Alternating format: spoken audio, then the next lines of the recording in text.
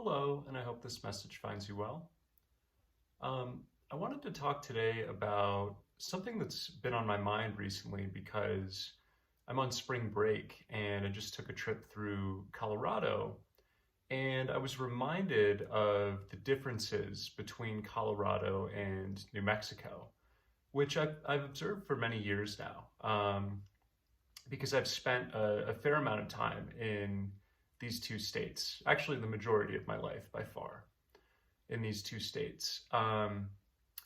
Yeah, and for a number of years now, I have noted that there are characteristics of the land in each state that I think result in cultural and energetic differences as well.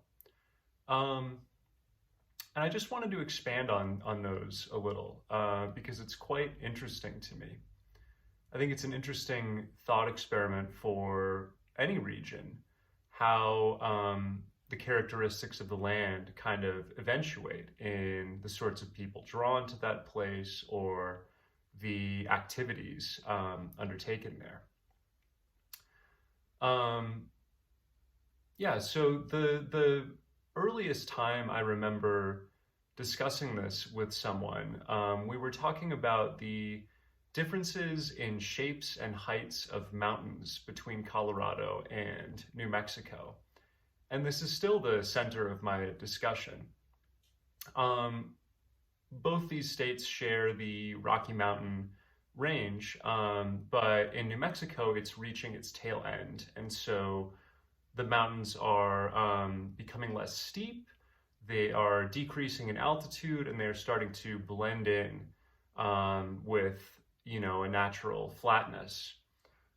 Whereas in Colorado, we have these huge peaks, right? There's the series of 14ers, so called, and people are trying to kind of like check them off their lists, trying to hike all of these.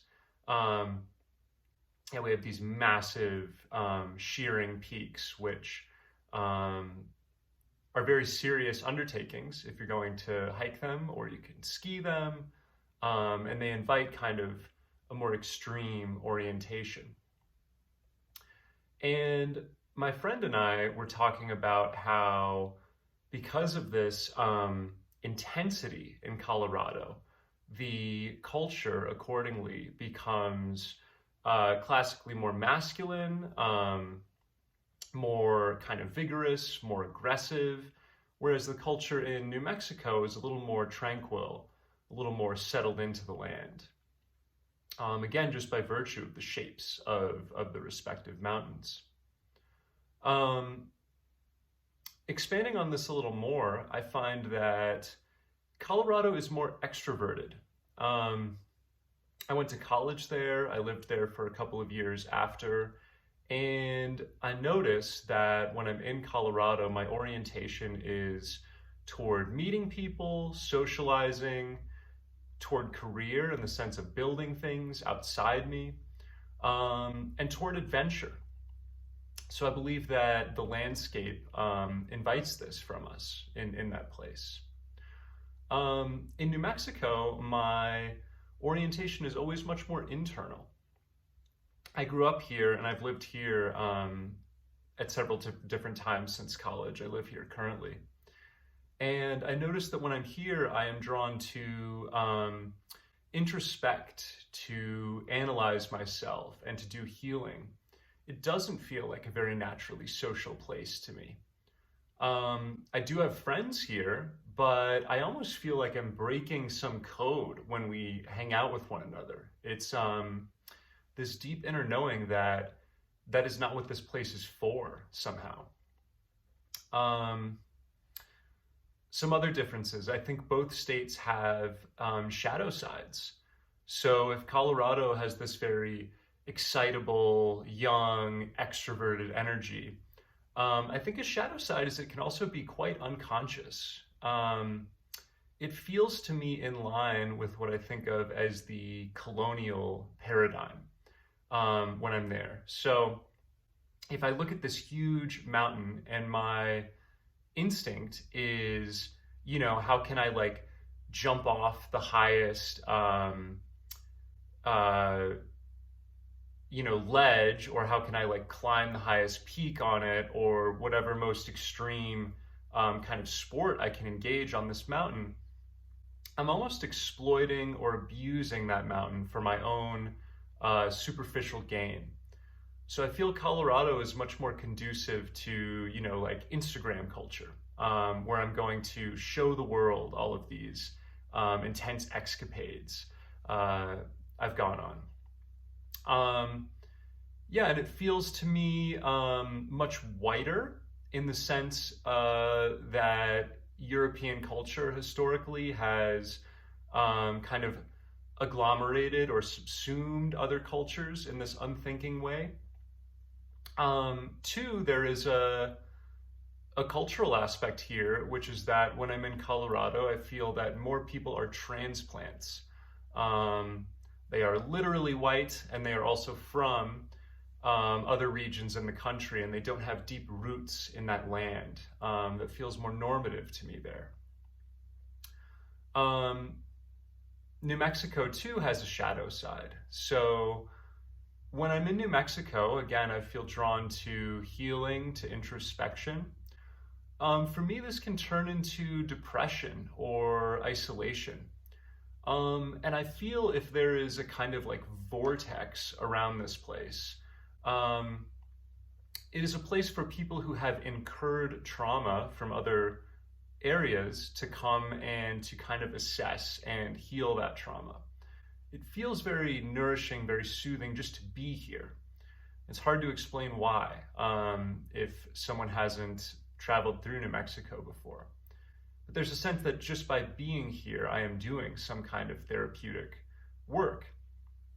But by the same token, if I stay too long, because I notice that when I come here, it's to kind of build up confidence after something challenging that's happened to me somewhere else. If I stay here too long, I get into a place of stagnation or sadness where it feels like there's no energetic uplift in my life.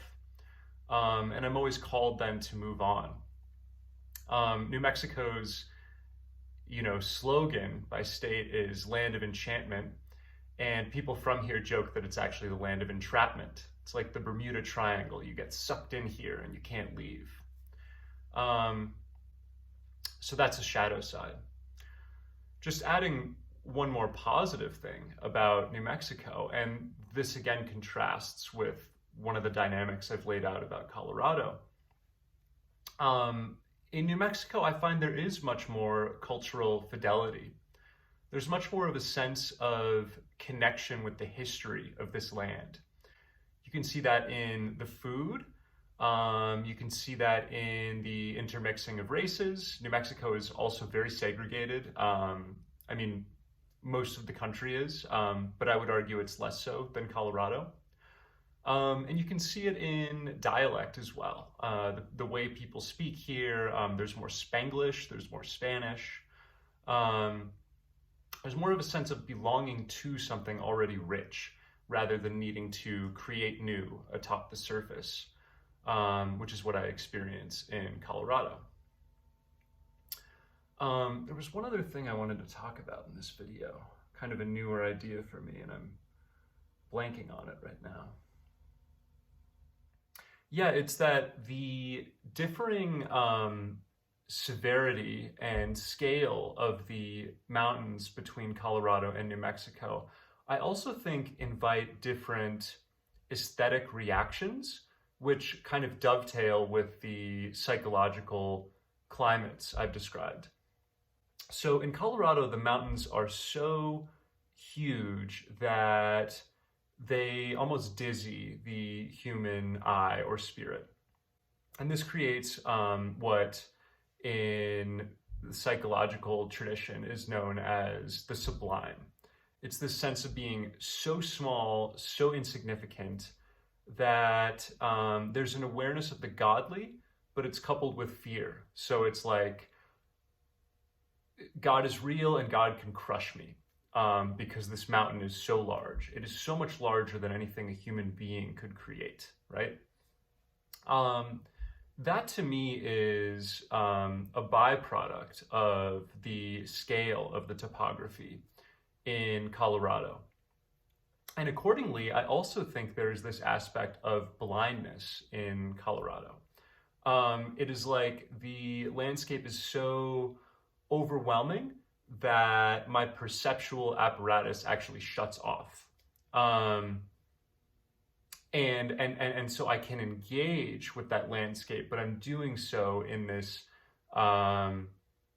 sort of desensitized state, which is something to consider. Again, I love the youthful spirit that I feel in Colorado, but there is this aspect of colonialism or exploitation or aggression, which perhaps is induced by the scale of the landscape. Contrastively, in New Mexico, because the mountains are becoming hills and they are rolling, I notice I do have an ability to engage with them.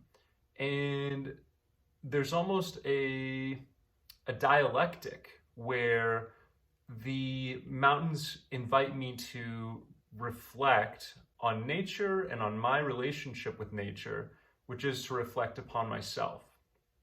The scale of the topography here is not so overwhelming that it shuts me off, but rather it invites me inward. And hence, the landscape is creating this introspection, this healing atmosphere, I think. Because there's a smoothness to it, there's a caress to it. So that's kind of the final thing I noticed between the two that I think accounts for the people who go to each of these places and the ways they behave. Just in closing, I'll kind of remind of the overall framework and invite the listener, the viewer, to take this analysis to wherever you live. That is, how does the landscape of your region induce the culture which manifests there? How are the two related? Only the human species and only certain segments of the human species are so disconnected from landscape that we are not immediately aware of this, that the way I am behaving is as a product of the shape and feel of the land. So I invite that consideration. I also invite you to think about the ancestors of a specific place and how you can feel them on a subatomic level and how they inform your behavior. I believe that very different events and cultures have taken place en route between Colorado and New Mexico.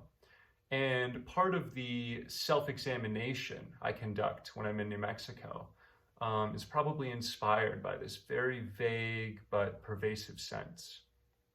So wherever you find yourself, who do you feel has been there? What have they done? And how are they with you still? Interacting with you through your behavior still. So that is the awareness I hope to communicate today. And thank you for listening, and I hope you have a blessed day. Bye-bye.